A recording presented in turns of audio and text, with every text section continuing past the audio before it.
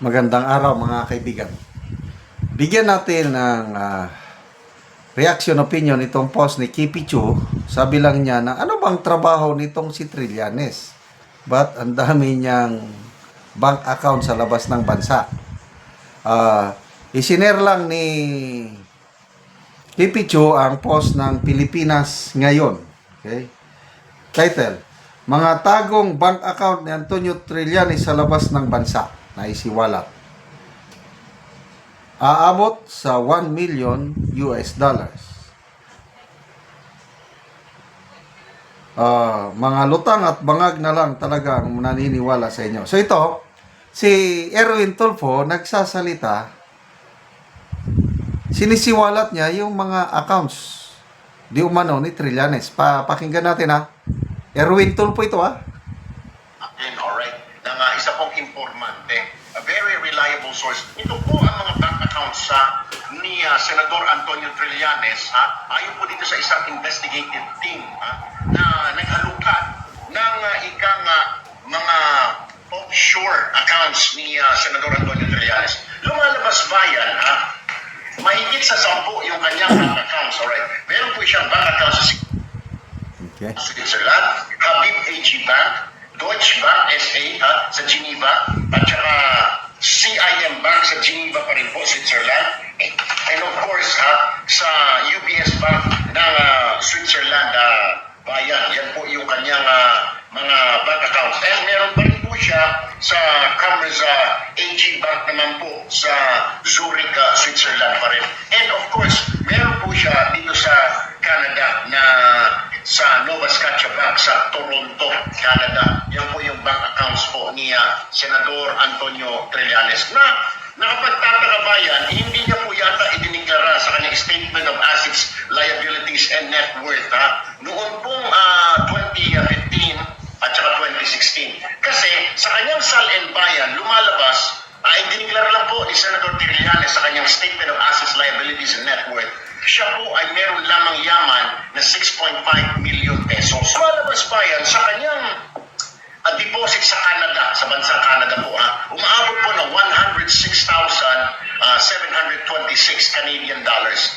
Kung susumahin po, yung equivalent kasi ng Canadian to pesos, bayan is 41 pesos to 91 centavos. Yung 106,000 Canadian dollars and 726 ay aabot po sa katumbas na 4,472 pesos.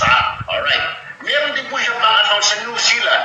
Kung susumahin po lahat ng accounts sa New Zealand, ito po ay pumapatak sa 220,897 New Zealand dollars. Ano po? Kung papalitan po sa pesos, ito po ay may katumbas na 8,144,472. Dahil ang exchange rate po ng New Zealand dollars to pesos ay 36.87.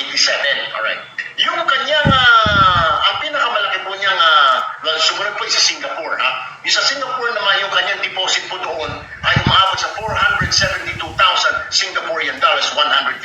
Katumbas po niyan dahil ang exchange rate po ay 37 pesos, 0.87. Lumalabas po, yan po ay 17,880,000 yung kanyang deposito sa Singapore Bank.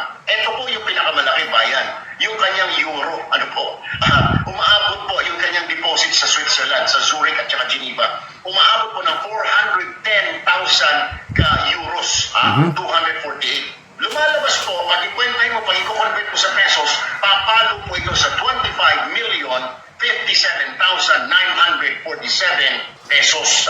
Ang kabuuan halaga ng pera ngayon ni Senador Antonio Trillanes ay umaabot lang naman po sa pesos, mahigit sa 55 million pesos. Kaya nga po nakapagtataka, doon sa kanyang deklarasyon, sa kanyang SAL na isinumite sa Senado, sinasabi niya na 6.5 million lamang ang kanyang net worth.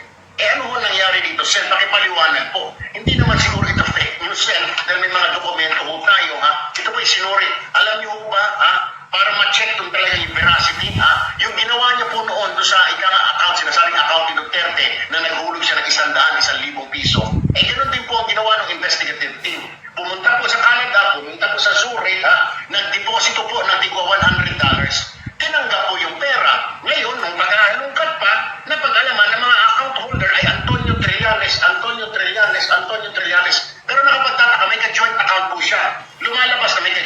siya na isang Fabian Go at saka yung isa ay Robert Fong. Sino ba si Fabian Go at Robert Fong? Itong dalawa po na ito po yung mga contributor niya nung nakaraang alala, nung nanalo po siya. Nag-donate po yan ng kalahating milyon, bayan. Ngayon, itong dalawa na ito, dun sa, kung matatandaan niyo, nagkaroon ng investigasyon ng silipan, mga ghost employees, lumalabas ang pangalan ng dalawang ito ng mga consultant na ang mga sweldo po ay kalahating milyon kada buwan. Pinapasweldohan po ni Senador Antonio Trillanes. Sir, I think it is just fair enough para paliwanag po ninyo sa taong bayan on what happened. How did you get this? How did you accumulate all this money, sir? Dahil hindi naman po milyon ang sweldo ng isang sundalo po sa Navy. Lalo't hindi na wala naman po akong alam na negosyo ninyo na malaki. Di ba ba? Na nothing. So, maganda ko siguro kayo na magpaliwanag bago po umabot sa investigasyon. Why don't you dalawa lang naman ang sabihin nyo. True or not, alright? Kung sasabihin nyo, hindi totoo ito, then siguro mas maganda, investigahan po ng ombudsman. Ano po? Pero kung aaminin ho ninyo na ito ay sa mga kaibigan nyo, bakit po narito ang pangalan nyo? Nevertheless, lumalabas po na you have more than 55 million pesos. Bakit po sa salin ninyo, it is only declared as 6 million, sir? Na meron po kayong tinatawag na hidden wealth. This is hidden wealth, sir. 55 million pesos. Kasi sabi nyo, 6 million lang ang pera ko ninyo. Kasama na din bahay, lupa, kotse, etc. Ano nangyari sa 55 million plus, Alam mo, sir, kung magkano ito? Mahigit po ito, 1 million US dollars kung susumahin, sir. 55 million plus, over 1 million US dollars. Sir, ganun lang po yan, kasimple. Entonces, with this kind of money, hindi na po kayo ang pinakamahirap na senador. Ituwid nyo na yung maling report na yan. Pinapa-press release nyo na kayo pinakamahirap. No, Senador Trillanes. With all this deposit, sir, 55 million, you're not the poorest senator, sir. Baka siguro, kung 24 kayo dyan, siguro pang number 20 ho kayo. Pero hindi po kayo pinakamahirap, sir. I don't think. Okay, so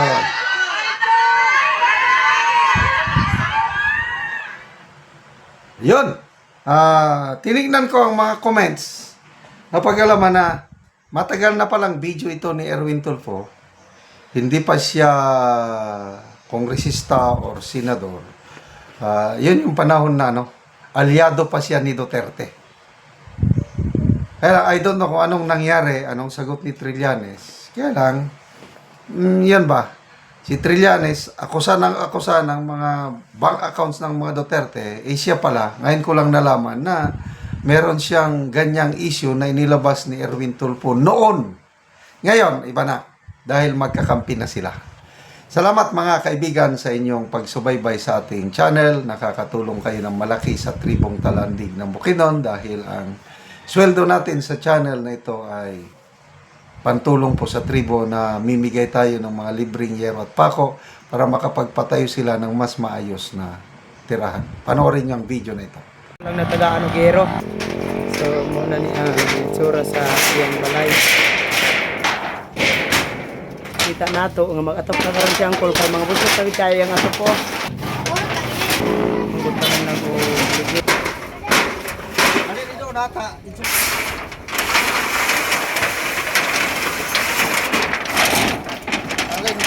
Dagko nang itay dito. Ang tanggalin. Dito.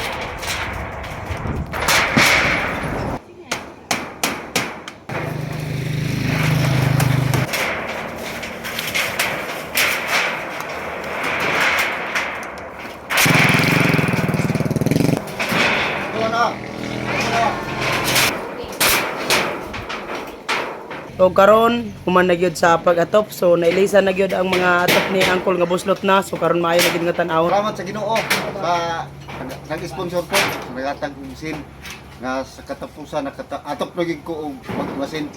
Oo. Dito ka palit og sin kay ang kita igo salamat kayo. Oo. Kani mga tao atong kuan nag-sponsor. So pila gid ka tuig ko lang imong balay nga buslot na bago pa ka nakapulig atop. Mga pulo na siguro ko tuig. Napulo ka tuig so bago pa ka nakapulig atop. Bago pagyod, karon pagyod. So salamat kayo kol. Dili kayo kay sino na gid kayo. Ano na nga mga buskon. Salamat sa Ginoo ug sa nagtabang. Salamat kayo.